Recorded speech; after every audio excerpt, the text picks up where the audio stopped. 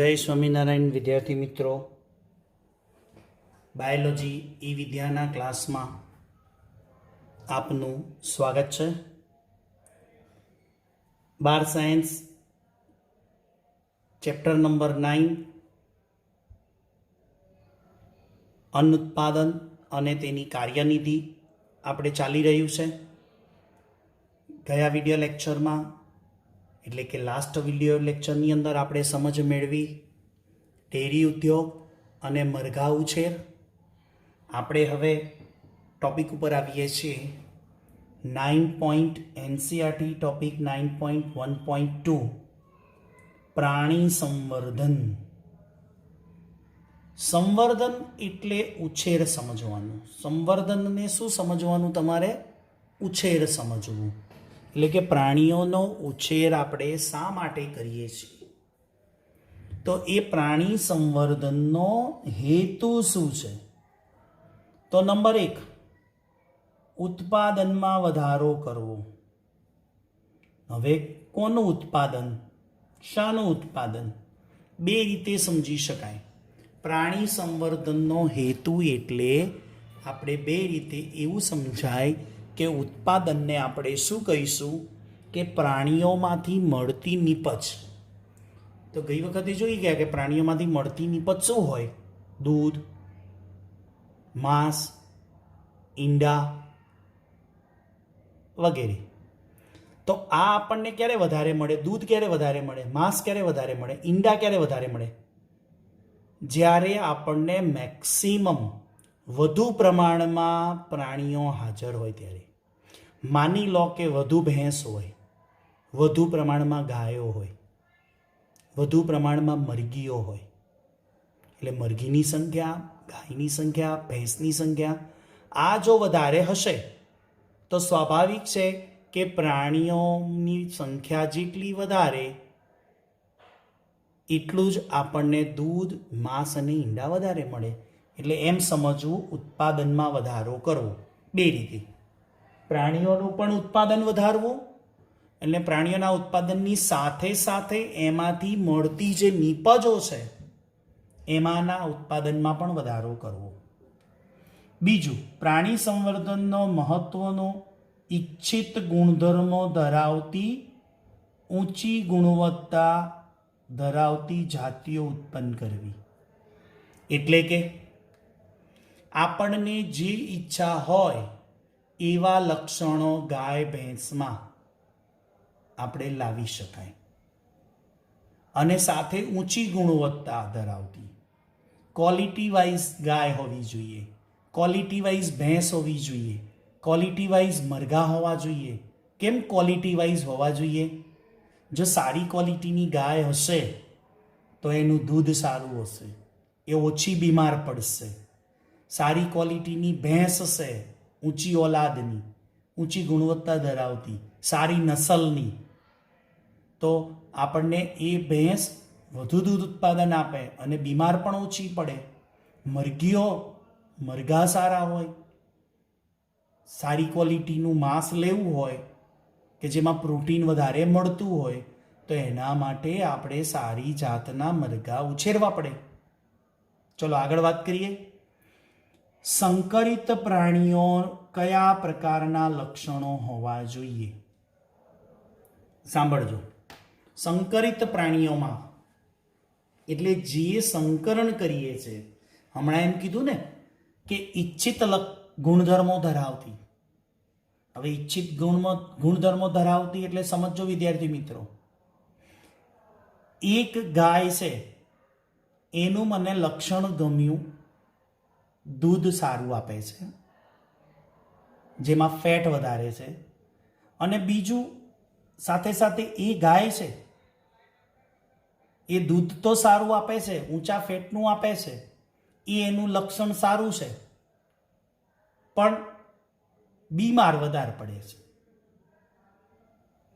એટલે બીમાર પડે તો દૂધ ન જ આપે। સામે મને કોઈ ગાયનો નર શું કહેવાય? આખલો।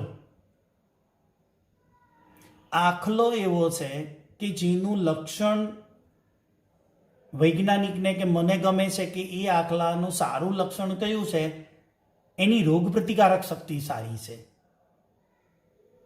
ઇમ્યુનિટી સારી છે એ આખલાની. બસ, તો આખલામાંથી કયું લક્ષણ ગમ્યું? રોગ પ્રતિકારક વધારે છે. ગાયમાંથી શું ગમ્યું? ઉત્પાદકતા વધારે છે, એટલે દૂધ ઉત્પાદન વધારે છે. આ બંને લક્ષણ ભેગા થાય અને જે પ્રાણીનો જન્મ થાય તો એ ગાય કેવી આવે? દૂધ ઉત્પાદન વધારે આપે અને રોગ પ્રતિકારક શક્તિ પણ સારી હોય. આના ઉપર પ્રાણી સંવર્ધન ચાલે છે. એટલે એને કહેવાય સંકરિત પ્રાણીઓ કયા પ્રકારના લક્ષણ હોવા જોઈએ. ખબર પડી ને? એક તો રોગ પ્રતિકારક શક્તિ સારી હોવી જોઈએ, ઊંચી ગુણવત્તાવાળું દૂધ હોવું જોઈએ, ફેટવાળું, જે વધારે પ્રમાણમાં ફેટ સારા હોય, અને સારામાં સારું પ્રોટીનયુક્ત માંસ હોવું જોઈએ. એટલે મરઘા છે એના માંસ અને ઈંડા માટે વાત થાય, ગાય અને ભેંસ છે એના દૂધ માટે વાત થાય. પછી કહે છે પસંદગી કરેલા લક્ષણો પ્રાણીથી અલગ પડે છે. આપણે હમણાં જે કીધું ગાય અને આખલો એનું સંકરણ કર્યું, તો સ્વાભાવિક છે કે એના પિતૃઓથી કેવા પસંદગી કરેલા લક્ષણોથી પ્રાણીઓ અલગ પડે છે.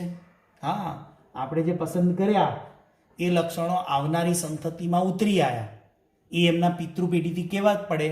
જુદા જ પડે. ચલો આગળનો શબ્દ એક એક સમજવાનો છે ચોપડીની લાઈન પ્રમાણે. જાત કોને કહેશો? બ્રીડ એટલે શું? ઇંગ્લિશમાં બ્રીડ બોલાય, ગુજરાતીમાં જાત કહેવાય, અથવા શું કહેવાય ખબર છે? ઓલાદ. શું બોલાય? ઓલાદ. સારી જાતની ઓલાદ, સારી ઓલાદ. ઊંચી જાતની ભેંસ, સારી ઓલાદની ગાય, અથવા ઇંગ્લિશમાં શું બોલાય? બ્રીડ. એની વ્યાખ્યા શું આવે? કે પશુઓનો એવો સમૂહ કે જે એના પૂર્વજો સાથે વંશ પરંપરાગત રીતે સામાન્ય દેખાવ ધરાવે, લક્ષણો ધરાવે, કદ ધરાવે અને રૂપ બધું કેવું હોય? સમાન હોય. એટલે એને કહેવાય જાત. ફરી, પશુઓનું એવો સમૂહ જે પૂર્વજ સાથે કેવો હોય?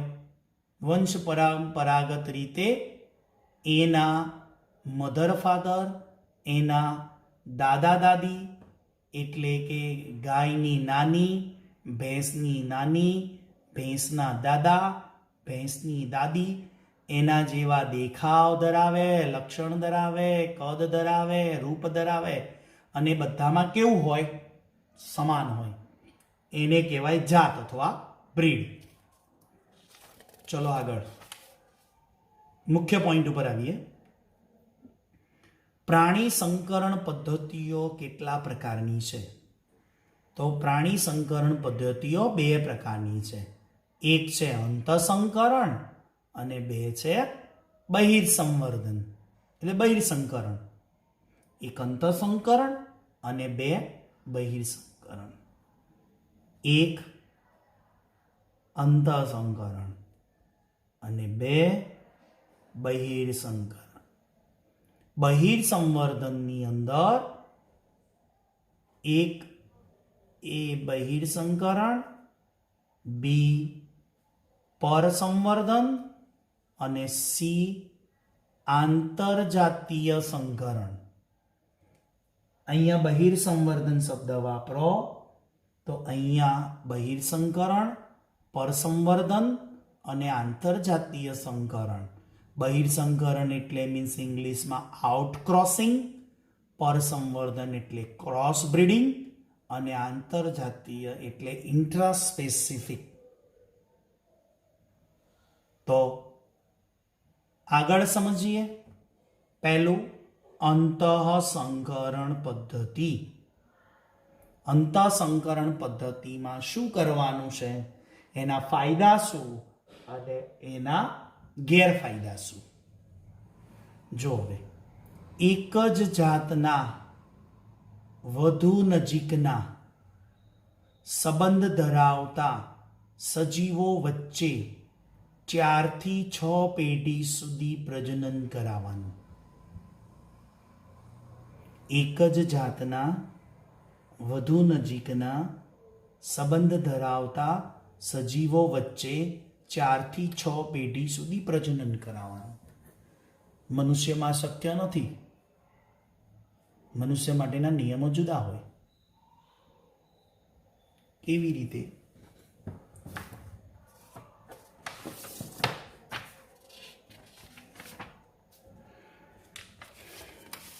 એક જ જાતના આ એ છે અને આ બી છે. જાત એક જ છે. આ નર છે અને આ માદા છે, એટલે એ અને બી લખ્યું છે. જાત એક જ છે. એક જ જાતની ગાય અને એ જ જાતિનો આખલો. એક જ જાત, એ જ જાતિનો આખલો અને એ જ જાતિની ગાય, આ બંને વચ્ચે પ્રજનન કરાવ્યું તો સંતતિઓ આવી.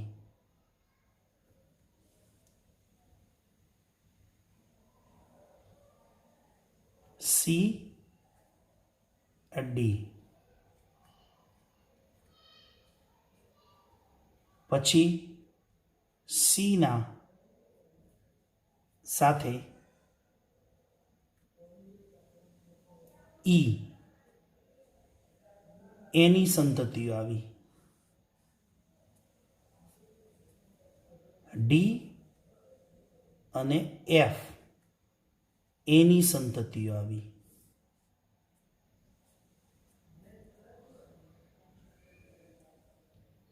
આની આવી જી,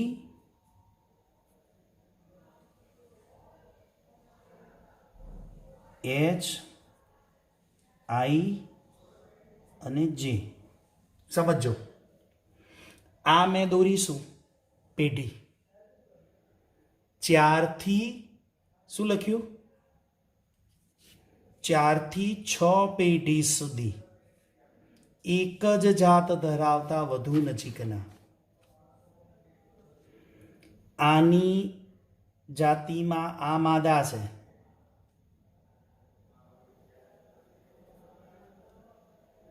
અને આ નર છે. આમાં માદામાં આ લક્ષણ સારું છે એક, અને આ નરમાં એક લક્ષણ સારું છે. તો જી અને એફ વચ્ચે પ્રજનન કરાવવું, કૃત્રિમ અથવા કુદરતી. આ પ્રાણીઓમાં જ શક્ય છે, મનુષ્યમાં નહીં. સમજણ પડે છે ને? ઓકે. એનાથી જે સંતતિ આવે તો આ થઈ પહેલી પેઢી, આ થઈ બીજી પેઢી, આ થઈ ત્રીજી પેઢી, અને આ બીજી અને આ ત્રીજી પેઢી છે, અને એ બેનું સંકરણ કરાવ્યું આ ચોથી પેઢી. આવી રીતે એક જ જાત લેવાની, એની 4 થી 6 પેઢીઓ સુધી સતત પ્રજનન કરાવવાનું. એટલે અંદર અંદર જ 4 થી 6 પેઢીઓમાં કોઈ નર અને કોઈ માદાનો ઉપયોગ કરવાનો.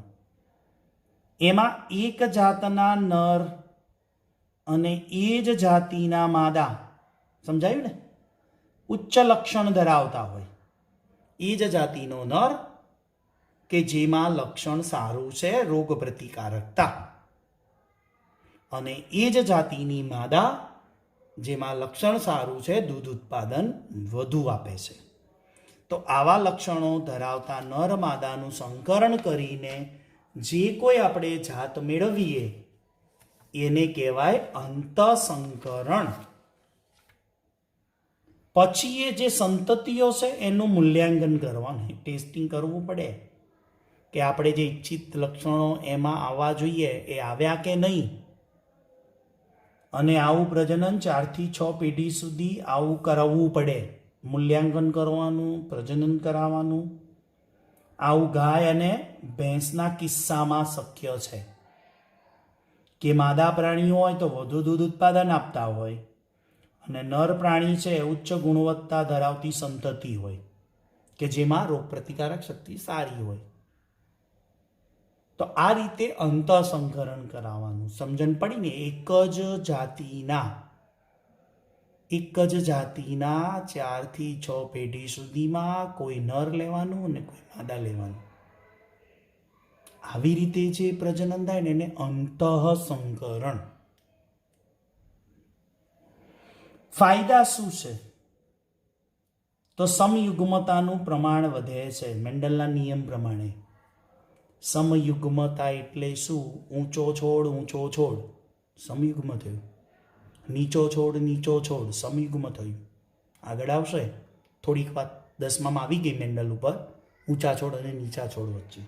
એટલે સમયુગ્મતાનું પ્રમાણ વધે છે. પ્રાણીની શુદ્ધ જાતિ મળે કે 4 થી 6 પેઢી સુધી સતત પ્રજનન કરાવવાનું એટલે શું થાય? શુદ્ધ જાતિ મળે. વસ્તીની ઉત્પાદકતા વધારી શકાય. વસ્તીની ઉત્પાદકતા એટલે એ જ જાતના પ્રાણીઓની વસ્તીની સંખ્યામાં વધારો કરી શકાય અને સાથે સાથે ઉચ્ચ લક્ષણો ધરાવતા જનીનોનો સંગ્રહ પણ થાય. આ એના ફાયદા છે. સમયુગ્મતાનું પ્રમાણ વધે, પ્રાણીઓની શુદ્ધ જાતિઓ મળે, વસ્તીની ઉત્પાદકતા જે તે પ્રાણીની સંખ્યામાં વધારો કરી શકાય અને ઊંચી ગુણવત્તા ઊંચા લક્ષણો ધરાવતા જનીનોમાં સંગ્રહમાં થાય. પણ એક સમસ્યા છે, એનો ગેરફાયદો છે. શું ગેરફાયદો છે? ફળદ્રુપતા ઘટે. લાંબા ગાળે સતત એક જ પેઢી સુધી એક જ જાતમાં આવું વારંવાર અંતઃસંકરણ કરવાથી શું થાય છે? સમસ્યા. ફળદ્રુપતા ઘટે છે એટલે કે પ્રજનન ક્ષમતા ઘટે, શુક્રકોષો અને અંડકોષોનું ઉત્પાદન ઘટે અને સાથે સાથે ઉત્પાદકતા ઘટાડે એટલે શું? એનો વૃદ્ધિ દર ઓછો થઈ જાય. સિમ્પલ છે. ફળદ્રુપતા ઘટે એટલે કે પ્રજનન ક્ષમતા ઘટી જાય એટલે નેક્સ્ટ આપણે જ્યારે એમાંથી નવી સંતતિઓ મેળવવી હોય તો એનો વૃદ્ધિ દર ઓછો થઈ જાય, કેમ કે શુક્રકોષ અંડકોષોનું પ્રજનન ક્ષમતા એટલે કે એનું ઉત્પાદન એટલે એની ફળદ્રુપતાનો અર્થ શું સમજવાનો? માદા અંડકોષ ઉત્પન્ન કરે અને નર શુક્રકોષ વ્યવસ્થિત પ્રમાણમાં નર વીર્ય ઉત્પન્ન કરે અને રેગ્યુલર પ્રમાણની અંદર માદા અંડકોષ ઉત્પન્ન કરે, એને ફળદ્રુપતા કહેવાય. એની અંદર એ પ્રજનન ક્ષમતા ઘટે તો સ્વાભાવિક છે શુક્રકોષ અને અંડકોષોનું પ્રમાણ ઘટે તો નેક્સ્ટ આવનારી પેઢીઓની સંખ્યા ઘટે એટલે કે વૃદ્ધિ દર, પ્રાણીઓની સંખ્યાનો વૃદ્ધિ દર ઘટે. આ એક ગેરફાયદો છે.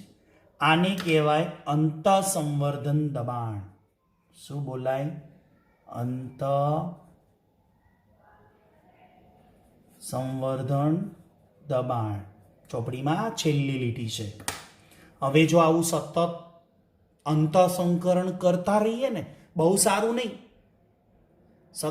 અંતઃસંકરણ સતત સારું નથી, ચાલે એવું છે, પણ સતત કરો તો શું થાય? આ ગેરફાયદો થાય. અને એ સમસ્યાને નિવારવી હોય એનો ઉકેલ છે સતત અંતઃસંકરણ કરવાથી. આ ગેરફાયદો થતો હોય 1 કે 2 વાર કે 3 વાર સતત સંકરણ કરો તો ચાલે, પણ સતત કન્ટિન્યુ આપણે ચલાય જ રાખીએ તો એનો ગેરફાયદો આ થાય કે લાંબા ગાળે આ નુકસાન છે, ફળદ્રુપતા ઘટાડે છે અને ઉત્પાદકતા ઘટાડે છે. તો એ સમસ્યાને નિવારવા માટે વૈજ્ઞાનિકોએ શાનું સંશોધન કર્યું છે? બહિર સંવર્ધન લાવ્યા. આઉટબ્રીડિંગ. કેવું? આઉટબ્રીડિંગ. એમાં શું કરવાનું? તો એની અંદર બીજો પ્રકાર છે અંતઃસંકરણ અને બીજો છે બહિર સંવર્ધન. અંતઃસંવર્ધન, બહિર સંવર્ધન. અસંબંધિત પ્રાણીઓનું સંકરણ કરવાનું. અસંબંધિત પ્રાણીઓનું એટલે બંને જાત જુદી લેવાની.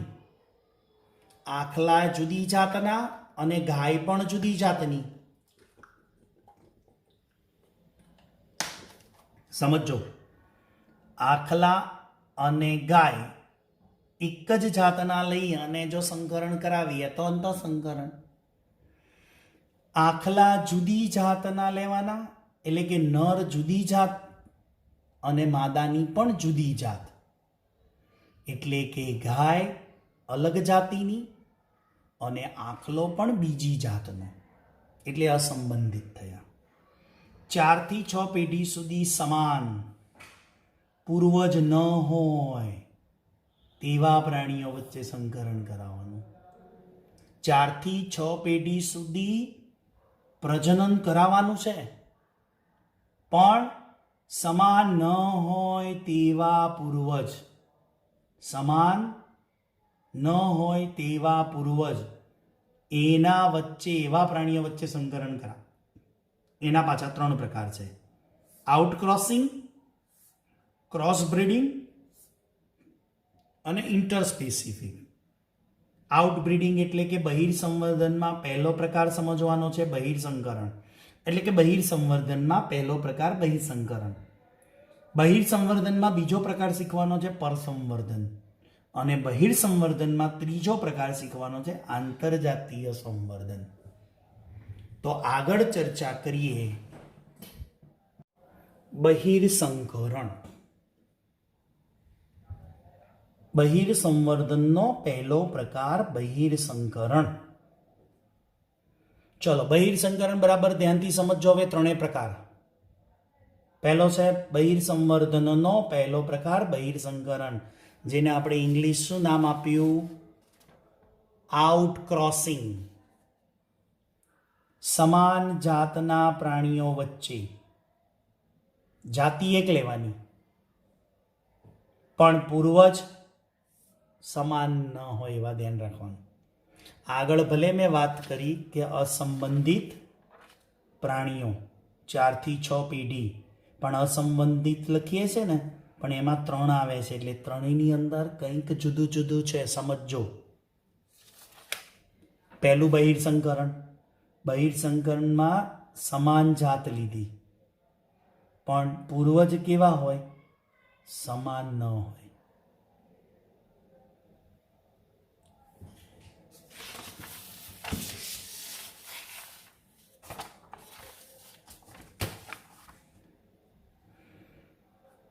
એક્સ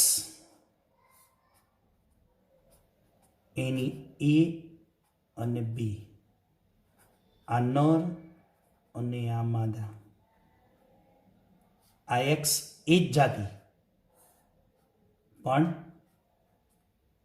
આ એ અને આ બી,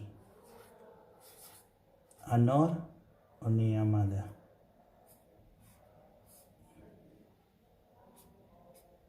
આ બંને વચ્ચે કુદરતી કે કૃત્રિમ સંકરણ કરાવીએ. સી અને ડી, આમાં ઈ અને આમાં એફ. જો એક જ જાત છે, બરાબર? આ માદા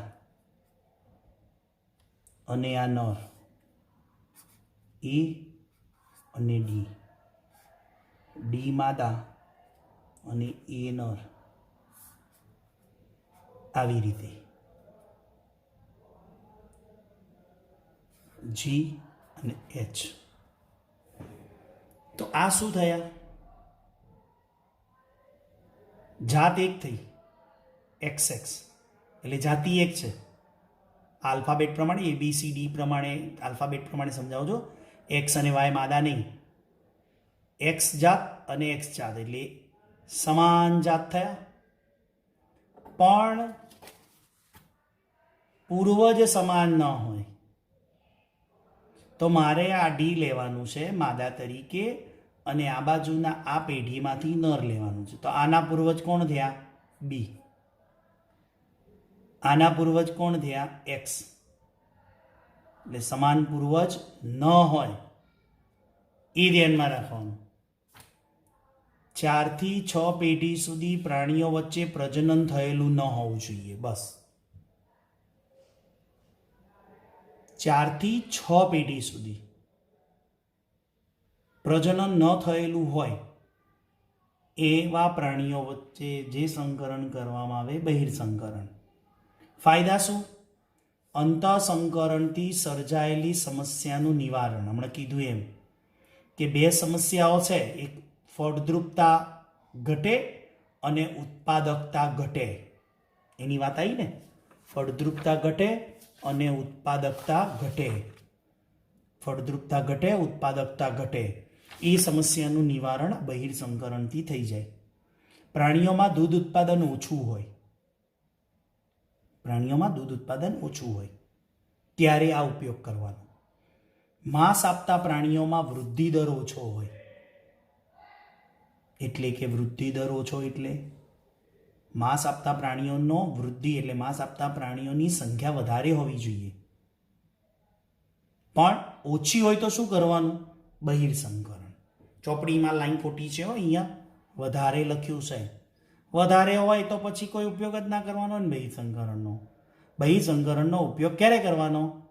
કે જ્યારે માંસ આપતા પ્રાણીઓની સંખ્યાનો દર ઓછો હોય તો આપણે એને વધારવો છે, એટલે સંખ્યા વધશે તો માંસ વધશે.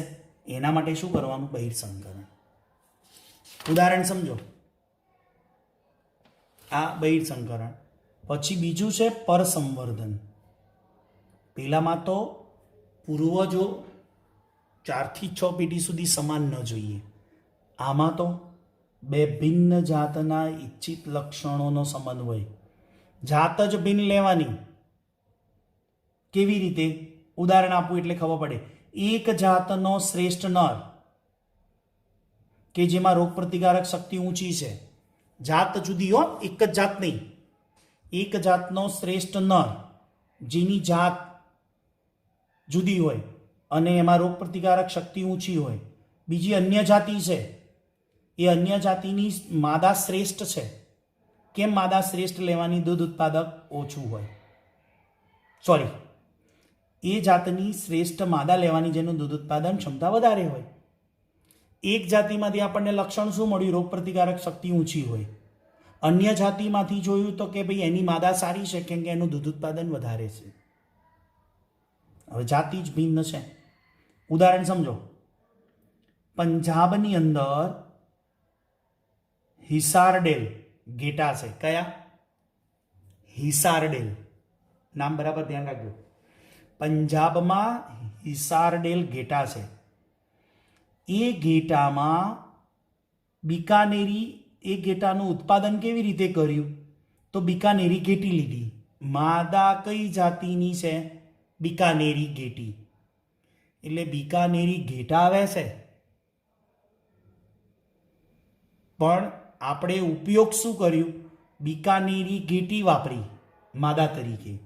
અને એક બીજી ઘેટાઓની જાત છે મરીનો.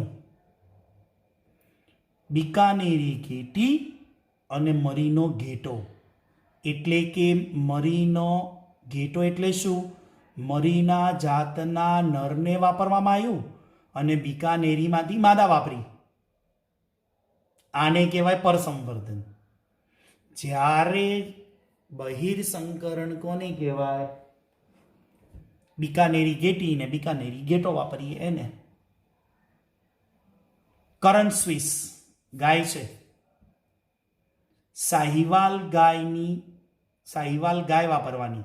એટલે સાહિવાલ જાતિ છે એની માદા ઉપયોગમાં લેવાની. અને બ્રાઉન સ્વિસ એ પણ ગાયની જાત છે, પણ એનો આપણે નર વાપરવાનો. એટલે બ્રાઉન સ્વિસ જાતનો નર અને સાહિવાલ જાતિની માદાનો ઉપયોગ કરીએ તો આપણને આ બંને વચ્ચે જે પરસંવર્ધન થાય એનાથી કઈ ગાય મળે? કરન સ્વિસ. કે બ્રાઉન સ્વિસ નર છે એની રોગ પ્રતિકારક શક્તિ ઊંચી છે. સાહિવાલ જે ગાય માદા છે એનું દૂધ ઉત્પાદન વધારે છે, એટલે ઉપયોગ કર્યો અને ગાય મળી આપણને કરન સ્વિસ. તો આ પ્રકારે પરસંવર્ધન. આંતરજાતીય સંવર્ધન એટલે શું? ઇન્ટ્રા એટલે જાત નહીં. હવે શું આવી? જાતિ. ભિન્ન જાતિ. એક જાતિનો શ્રેષ્ઠ નર, એક જાતિની શ્રેષ્ઠ માદા. જાત નથી, પ્રાણી જ જુદું છે. ઉદાહરણ જુઓ, ખચ્ચર. ઘોડો અને ગધેડો બે જુદા થયા કે નહીં જાતિ? ઘોડા ઘોડા વચ્ચે, ગધેડા ગધેડા વચ્ચે, ઘોડા ઘોડા વચ્ચે પરસંવર્ધન શક્ય છે કુદરતી રીતે. બહિર્સંકરણ શક્ય છે, અંતઃસંકરણ શક્ય છે. ગધેડા ગધેડા વચ્ચે અંતઃસંકરણ શક્ય છે, બહિર્સંકરણ શક્ય છે, પરસંવર્ધન શક્ય છે. પણ આંતરજાતીય સંકરણ કરવું હોય તો ઘોડા અને ગધેડા વચ્ચે કુદરતી સંકરણ શક્ય છે. બે જાતિ જુદી થઈ. ઘોડા અને ગધેડાનું પ્રજનન માટે જે પણ કોઈ અંગ વપરાતું હોય એ ક્યારેય સેટ ન થાય. એટલે આમાં કૃત્રિમ સપોર્ટ લેવો જ પડે, કૃત્રિમ વીર્યદાન પદ્ધતિ લેવી પડે. તો ઘોડો કેમ લીધો? તો કે શક્તિશાળી પ્રાણી છે, મજબૂત છે. જ્યારે ગધેડાનું લક્ષણ સારું છે ખમતીધર, એટલે ખમી શકે. તમે 70-80 કિલો, 100 કિલો, 150 કિલો ગધેડા ઉપર વજન નાખો ને, ગધેડો ખમી લે. અને ઘોડો છે ને એ શક્તિશાળી છે, મજબૂત છે. બંનેનું સારું લક્ષણ ભેગું કર્યું ઘોડા અને ગધેડાનું, તો એનાથી જે આંતરજાતીય સંકરણવાળી જાતિ છે ખચ્ચર મળે. અને ખચ્ચરનો ઉપયોગ તમે જાણો છો પર્વતીય પ્રદેશોમાં, ટટ્ટુ. તમે હિમાલયમાં અમરનાથની યાત્રા જાઓ, કેદારનાથની, બદ્રીનાથની યાત્રા જાઓ, ત્યારે જે ઢોળાવો ઉપર જે ટટ્ટુ કહે છે ને એ ખચ્ચર છે. ખચ્ચર કુદરતી રીતે ના જન્મે, ખચ્ચરનું પ્રોડક્શન થાય છે. ખચ્ચરનું પ્રોડક્શન કેવી રીતે? કે ઘોડા અને ગધેડા, એકનું વીર્ય અને બીજાની યોની, એકના અંડકોષ અને બીજાના શુક્રકોષ વાપરવાના, અને કૃત્રિમ પદ્ધતિથી શક્ય બને. તો નેક્સ્ટ વિડીયો લેક્ચરની અંદર આપણે કૃત્રિમ વીર્યદાન પદ્ધતિ પણ સમજવાની છે, અને એનાથી પણ આધુનિક ટેકનોલોજી કૃત્રિમ વીર્યદાનમાં પણ આવી છે, એને પણ આપણે ચોપડીમાં આપી છે, એ પ્રમાણે સમજીશું. ત્યાં સુધી સૌને જય સ્વામિનારાયણ.